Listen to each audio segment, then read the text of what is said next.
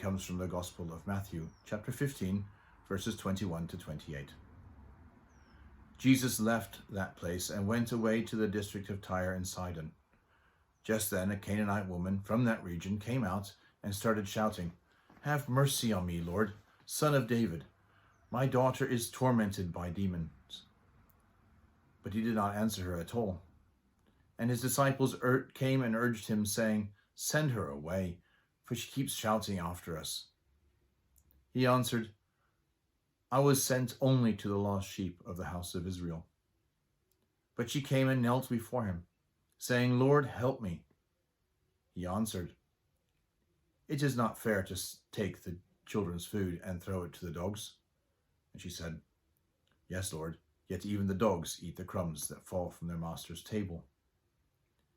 Then Jesus answered her, "Woman, great is your faith.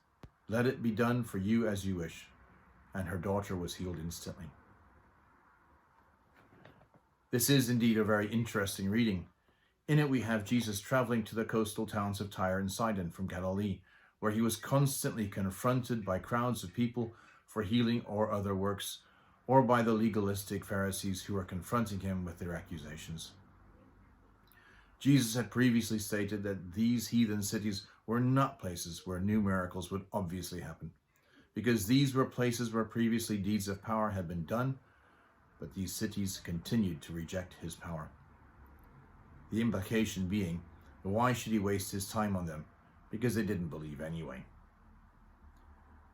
It's very important to really read what happens here. Notice that Jesus left that place, or probably better stated, he left the locality he was in and headed to. He had not arrived at Tyre and Sidon, but that a Canaanite woman from that region came out and started shouting. So this miracle is no exception to the principle. The woman left her heathen district and came to meet Jesus where he was. She is persistent and badgers Jesus. She pleads and cries out to Jesus, and you can probably picture it. A mother pleading for the life of her child, desperate that her child should be healed and freed from the demon. She even addresses him as Lord, Son of David.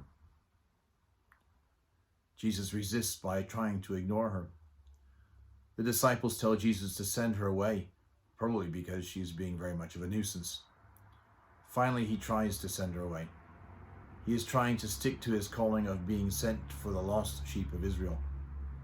He simply did not have time to be at the beck and call of everyone, no matter how deserving. The benefits of the kingdom of God were for the people of God. We don't find this very Christ-like, do we? We expect Jesus to have compassion on all who ask him for help.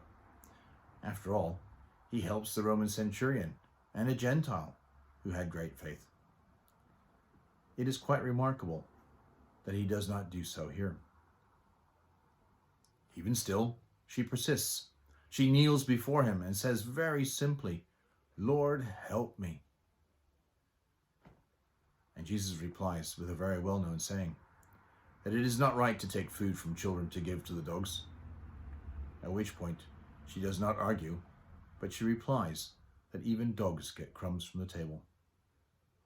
That's how confident she was that Jesus would help her.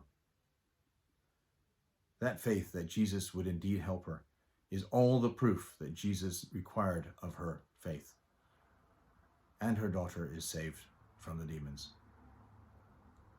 It takes faith to believe. And this woman had faith. Her prayers were answered. To have such faith is not easy, but it is worth it. This is the lesson for us. Have faith, for in faith you will receive. It won't be easy. It won't be immediate.